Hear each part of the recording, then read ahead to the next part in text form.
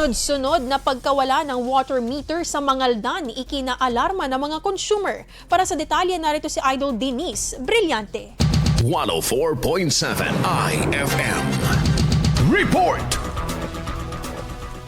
Lumalala na umano mga ulat ng pagnanakaw at pagkawala ng mga metros ng tubig sa iba't ibang barangay sa Mangaldan ayon sa inilabas na babala ng Mangaldan Water District sa publiko noong Abril 28.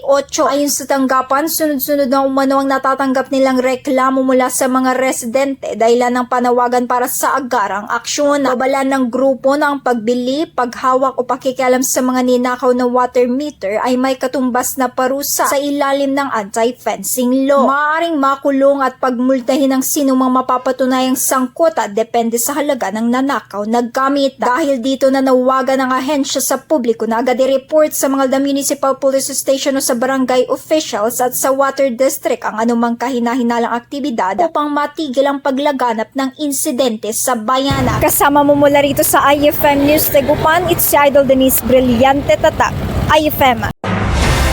IFM News. IFM News. IFM News.